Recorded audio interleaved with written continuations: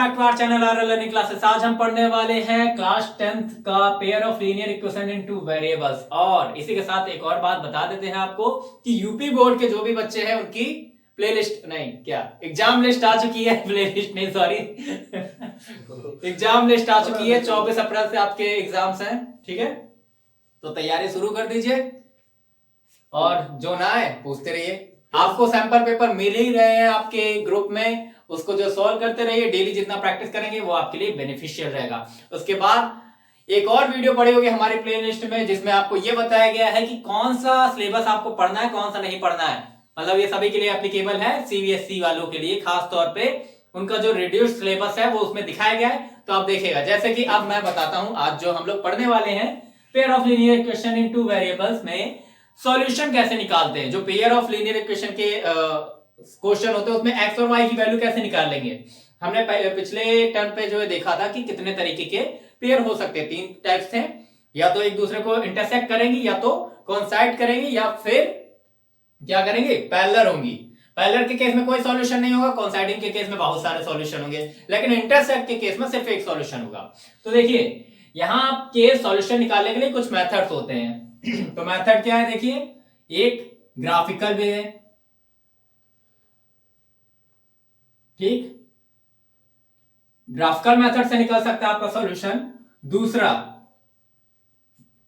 सब्स्टिट्यूशनल method, और तीसरा method आपका क्या है एलिमिनेशन।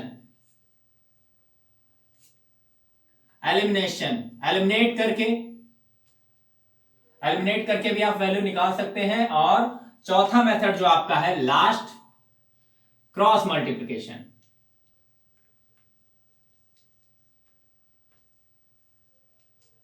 क्रॉस मल्टीप्लिकेशन मेथड, ठीक है। तो देख लीजिए ये 4 मेथड है आपके पास, जिसमें कि ग्राफिकल मेथड जो है वो मैंने पिछली ही क्लास में बताया है कि 2 लाइंस, जैसे पिछली क्लास में का मींस आपको ग्राफ के थ्रू बनाना होगा। और ग्राफ में आपको इजीली मैंने बताया कोऑर्डिनेट ज्योमेट्री जो क्लास 9 में हमने पढ़ा था कि अगर लाइन ऐसे जा रही है और दूसरी लाइन ऐसे जा रही है तो इसका पॉइंट कैसे फाइंड करेंगे, इसका पॉइंट कैसे फाइंड करेंगे, और ये लाइन बनेगी कैसे ये भी मैंने बताया है, तो आप उससे देख सकते हैं। और वैसे भी कोई इसमें खास इंपॉर्टेंट नहीं, क्योंकि ग्राफिकल मेथड पे क्वेश्चन बहुत कम आएंगे या फिर नहीं आएंगे। क्यों? क्योंकि सिलेबस चेंज हो गया ना, 30% कट चुका है। तो ये 30% सिलेबस से नहीं काटा गया है, ये आपका काटा गया है सिलेबस, ठीक है। तो सब्स्टिट्यूशनल मेथड हम पढ़ेंगे, ये नहीं पढ़ेंगे, ओके। एलिमिनेशन मेथड हम लोग पढ़ेंगे, ठीक है। और ये क्रॉस मल्टीप्लिकेशन भी काट दिया गया है, किससे? सिलेबस से। तो इस बार सीबीएसई पार ये नहीं पढ़ना है और ये नहीं पढ़ना है। अब पढ़ना है सब्स्टिट्यूशनल और एलिमिनेशन मेथड। तो चलिए आज हम पढ़ेंगे क्या, सब्स्टिट्यूशनल मेथड। सब्स्टिट्यूशनल मेथड पढ़ने वाले हैं। तो सब्स्टिट्यूट जो आपको समझ में आ रहा है वर्ड से, इसमें एक वैल्यू को दूसरे में सब्स्टिट्यूट करेंगे। जैसे कि हमारे पास 2 इक्वेशन है, फॉर एग्जांपल कि हमारे पास इक्वेशन है वही अपनी पुरानी a1x plus b1y plus c1 equal to 0, और दूसरी है हमारे पास क्या, a2x plus b2y plus c2 equal to 0, ठीक है। 2 इक्वेशन है, ठीक है। हमारे पास वेरिएबल किसके कितने, 2, xy और xy, 2 वेरिएबल है। तो अगर एक वेरिएबल में इक्वेशन होती है हम इजीली सिंपल इक्वेशन के थ्रू, 1 वेरिएबल के थ्रू सॉल्व कर लेते हैं। वही इक्वेशन हम बनाएं कैसे, ये हम कर रहे हैं क्या, सब्स्टिट्यूशनल मेथड। ये याद रखिएगा, वैल्यू सब्स्टिट्यूट करके, ठीक है। तो यहां पे हम क्या करेंगे, y की वैल्यू निकाल लेंगे, ठीक है। x अगर हटा दे किसी तरह, कैसे हटाएंगे, y की वैल्यू निकाल के। तो देखिए y कैसे निकालते हैं हम लोग वैल्यू। यहां पे क्या करेंगे, सब्स्टिट्यूट, यहां पे हम लोग y निकालेंगे। y कैसे आएगा, b1y अगर हम ऐसे रख देते हैं तो उधर क्या जाएगा, माइनस c1 माइनस a1x, ये चला जाएगा। और y की वैल्यू क्या आ जाएगी, माइनस कॉमन ले लेते हैं c1 plus a1x upon b1। ये वैल्यू हम पुट कर देंगे कहां, इस y में, ठीक है। बस इतना सा करना होता है आपको। जब आप ये वैल्यू पुट करेंगे तो क्या होगा, ये y हट जाएगा, y की जगह x की वैल्यू आ जाएगी, x अब सिंपल लीनियर इक्वेशन बन जाएगी। आपको अगर समझ में नहीं आ रहा तो एक क्वेश्चन करके दिखाते हैं आपको इसका।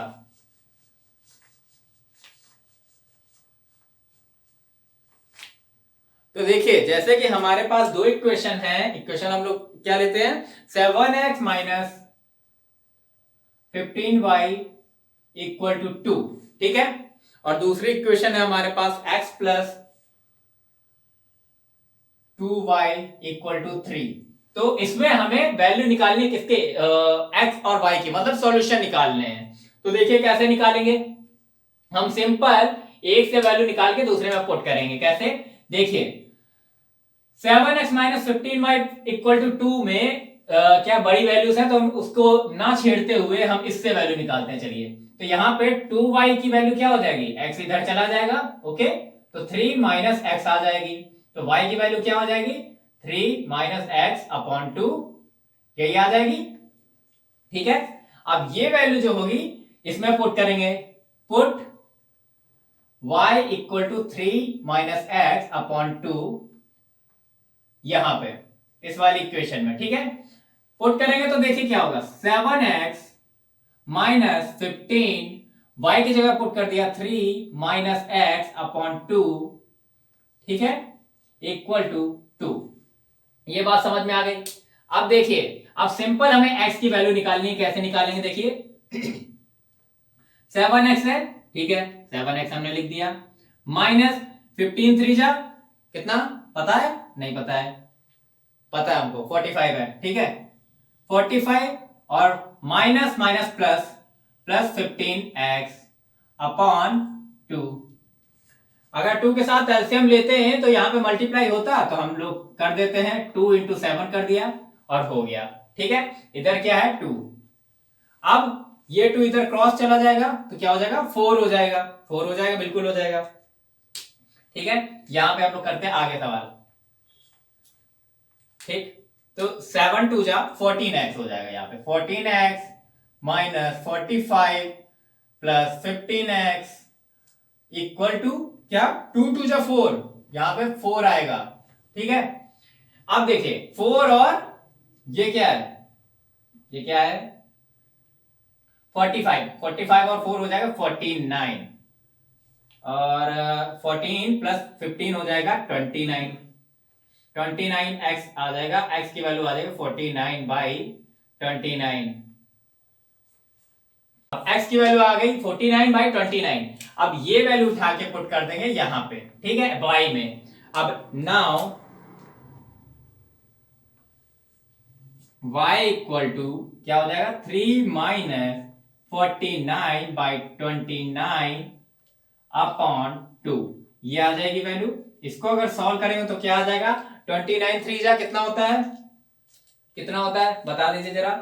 29 3 जा होता है आपका 3 3 जा 90 और 87 माइनस 49, 87 माइनस 49 अपॉन 29 इंटू 2, इस तरह से आपकी वैल्यू आएगी, ठीक है। तो 87 माइनस 49 की वैल्यू आ जाएगी क्या, 17 माइनस 9 आएगा 8 और 7 4 3, तो यहां पे आ जाएगा 29 इंटू 2 और 2 से कैंसिल 190, 90 बाई 29 आएगी वैल्यू y की, 90 बाई 29। तो आई होप कि यहां तक आपको विजिबल होगा, ठीक है। तो 19 बाई 29 आपकी वैल्यू आ गई है, आ गई है, ठीक है। तो ये क्वेश्चन आपको समझ में आ गया होगा, इतनी बार मैंने तो बोला तो समझ में आ जाना चाहिए। और अब हम लोग एक लैंग्वेज वाला बेस्ड क्वेश्चन देखेंगे, ठीक है। बहुत ज्यादा इसको टाइम नहीं देंगे, क्योंकि सबको टाइम देने लगेंगे तो फिर हम लोग का उद्धार हो जाएगा, और हम लोग को ऐसे नहीं करना है, हम लोग को कम टाइम में ज्यादा सीखना है, ठीक। तो अब देखिए जैसे कि हमारे पास है एक लैंग्वेज वाला क्वेश्चन, देखिए एक मतलब 2 पेंसिल और 3 इरेजर का रेट कितना है, 9 रुपए। अब बाजार में मत पूछने चले जाएगा, 9 रुपए होता है, ठीक है, आपको मानना है, ठीक है। और 4 पेंसिल 6 इरेजर का रेट कितना है, 18 रुपीज। तो अब आपको बताना है एक पेंसिल और एक इरेजर का रेट अलग अलग।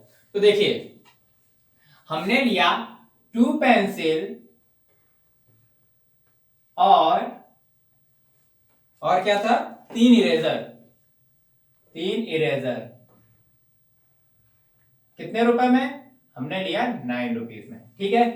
उसके बाद हमने लिया 4 पेंसिल और 6 eraser, 4 pencil and 6 eraser.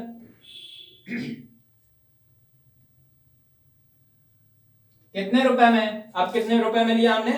18 rupees में, डबल में। तो आपको एक का रेट बताना है, ठीक है। एक का रेट कैसे बताएंगे आप देखिए। यहां पे हम क्या करेंगे, पेंसिल को मान लेते हैं एक क्या क्या क्या क्या क्या पी क्यू, ठीक है। पेंसिल को लेट, पेंसिल का रेट है क्या, पेंसिल को हम लोग एज्यूम कर लेते हैं पी, पी रेट पे है, और इरेजर को कर लेते हैं क्या, क्यू पे, क्यू रेट पे, ठीक है। ये हमें मिल गया दो हमने वेरिएबल ले लिए। तो इस केस में हमारे पास क्या आ जाएगा, यहां पे 2p और यहां पे 4p आ जाएगा। एंड दोनों को साथ में रेट बताया ना, तो प्लस लगा देंगे। प्लस 6 इरेजर तो 6q और यहां 3q हो जाएगा इरेजर की जगह। और ये देखिए 9 और 18, तो पहले वाली इक्वेशन में हम लोग 9 लिख देंगे और दूसरे वाले में 18। आपको जो वैल्यू मिल गई, ठीक है। अब क्या करेंगे, एक से किसी एक वेरिएबल के पुट निकाल के वैल्यू दूसरे में पुट कर देंगे। तो यहां से हम निकाल लेते हैं किसकी, q की वैल्यू। तो q की क्या आएगी, देखिए यहां से q की वैल्यू आनी चाहिए 9 है, 2p इधर चला जाएगा माइनस में, 9 माइनस 2p अपॉन 3। तो q की वैल्यू क्या आ जाएगी, 9 माइनस 2p अपॉन 3, ठीक है। ये आएगी, ये वैल्यू पुट करने किसमें, इस इक्वेशन में। पुट इन इक्वेशन 2, ठीक है। तो चलिए पुट करते हैं, इसको इरेज करके जरा। तो इक्वेशन में जब पुट करेंगे 4p प्लस 6q में, तो 4p प्लस 6q की जगह पुट करेंगे 9 minus 2p upon 3 equal to 18, ठीक है। एक चीज साफ साफ आपको दिख रही होगी, नहीं दिख रही हो तो मैं दिखा दूं। ये 3 2 6 कट जाता है, ये अक्सर कट जाता है क्योंकि 3 की टेबल में 6 आता है, तो इस वजह से ये कट जाता है। तो 4p प्लस 2 और 9 माइनस 2p इक्वल टू 18, ठीक है। 18 ना दिख रहा हो तो मैं बड़ा कर दूं इसको, 18, ठीक है। तो 4p और यहां आ जाएगा 9 टू जा 18, यहां आ जाएगा 2 टू जा 4 माइनस 4p, ठीक, p और इक्वल टू 18, ठीक है। ये आ गया आपका। फिर 4p से 4p कैंसिल हो गया, ठीक है। तो यहां पे इस साइड क्या आ गया आपका, 0 आ गया, और इधर आ गया 18 18 18, ये प्लस का है, ये भी प्लस का है, तो ये भी कैंसिल हो जाएगा। तो दोनों साइड 0 0 इक्वल आ गया, ठीक है। तो अब आपको एक चीज देखने को मिल रही है कि दोनों साइड, अब तो यहाँ पे कोई वेरिएबल आया नहीं, वैल्यू नहीं आई, तो हमारा क्वेश्चन गलत है क्या?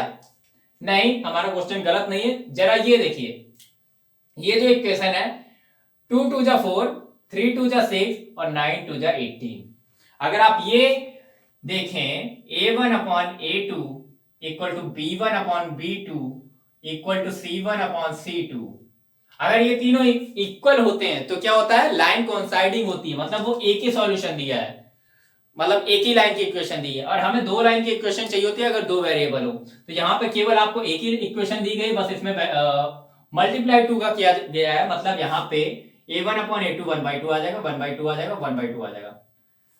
तो इसके सॉल्यूशन हम लोग नहीं निकाल पाएंगे, क्यों? क्योंकि हमें दो जो है लाइन चाहिए होंगी। अब इसमें आपको कोई भी वैल्यू पुट कर लीजिए, सब सेटिस्फाई रहेगा। जैसे कि फॉर एग्जांपल यहाँ पे हम पुट करते हैं, क्या क्या करते हैं भाई, p की वैल्यू 1 पुट कर दे और q की वैल्यू 2 पुट कर दे, तो आ जाएगा 3 2 जा 6 और 2 1 जा 2, 6 2 8 नहीं आया, कोई बात नहीं, 1.5 पुट कर दे, तब आ जाएगा, ठीक है। तो इसके इनफाइनाइट सॉल्यूशन हो सकते हैं, ये भी जो है याद रखिएगा, जो हमने पहले चैप्टर में पहले इससे वीडियो में पढ़ाया था, ठीक है। और देख लेते हैं आपके कुछ क्वेश्चन।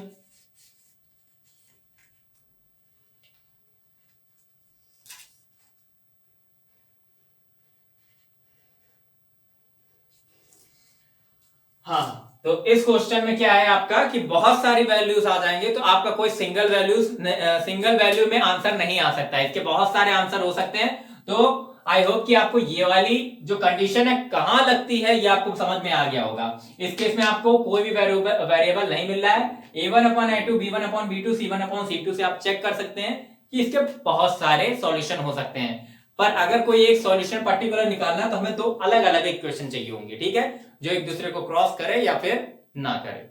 ठीक है, तो ये सवाल आपको समझ में आ गया होगा और कंडीशन भी। और वीडियो पसंद आए तो वीडियो को लाइक करिए और हमारे चैनल को सब्सक्राइब करिए। मिलते हैं नेक्स्ट वीडियो में और पढ़ते रहिए। Thanks for watching.